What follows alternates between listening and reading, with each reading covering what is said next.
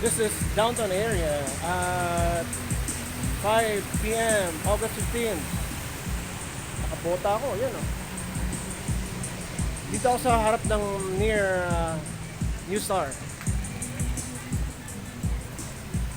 New Star Mall, and sa kanan ko, that's CSI Mall. Nantay ko yung kotse namin, nagpatawag ako sa anak ko. Kasi galing ako sa SM, and then pumunta ako ng Nepo.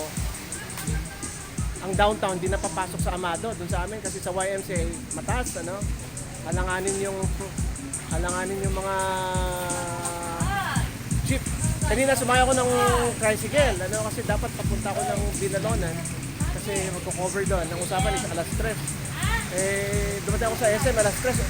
Maaga naman umalis yung bus, ano. So, sumakay ako ng tricycle kanina. Naka-jacket ako ng ito, jacket ko, plastic yan, no? Pati pantalon ko, plastic. Yan, no? Napasukan ng tubig yung tricycle, basang-basa. Basang-basa yung puwet ko, ano. Buti na lang, pati brief ko plastic, ano, kaya komportable pa rin ako dito. So I'm waiting for my son to fetch me here. Kasi kita nyo, wala nang ulan masyado, ano? Babagsak na rin sa bahay yung tubig. 3 days ago, or 6 days ago, ang baha dun sa loob ng bahay namin ay umabot ng mga 3 inches, ano. Ngayon siguro wala nang kalahati, ano. So I hope mga 2 days siguro baka wala nang baha dun sa loob ng bahay namin. Pero dun sa paligid, nakabota pa rin ako, mga kababayan, no?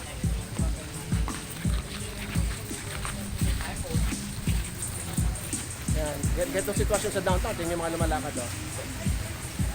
Nakabota, no? Kasi pag wala kang bota, alipo nga ang tatamas sa mga daliri ng paa mo at sobrang kate, anak ng bakang dalaga, makate, ano? Sarap kamutin, alipo nga. Ang problema lang, masisira ang mga daliri ng paa mo. This is Mort Ortigosa reporting here in the second-class city of Dagupan. Ang spelling ng Dagupan, D-A-G-U, puro kapital na, P-O-N-D, Fish Pond, Dagupan. Yan, walang nangyari kasi kahit anong pataas mo ng kalsada, yung tubig hindi galing sa dagat galing sa Benguet, ano? Doon sa tulay kanina, umaapaw yung tubig ng ilog, ano? Galing sa kanyon, sa Sinukalan, ano?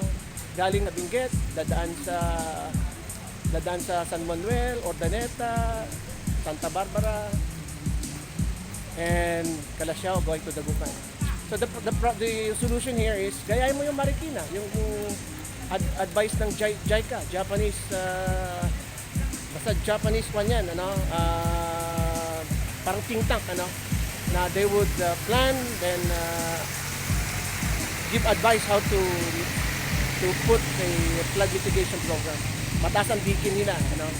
So dito sa Dagupan, nang nakasolve lang yan, pare, ano, Monsignor Manny Bravo, ano, naglagay siya ng cistern o yung storm detention tank sa ilalim ng simbahan.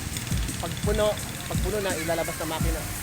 Pero you cannot do that in the entire Dagupan. You need dredging, at the same time you need dikin, ano. It would cost hundreds if not billions of pesos. So pag hindi lang ninanakaw ng mga politiko at mga taga DPWH, pati sa Bulacan, ano, pati sa Bicol, pati sa Davao, pati sa Visayas, hindi ganitong sasapitin ng mga Pilipino. Muli, si Mort Ortigosa. Thank you.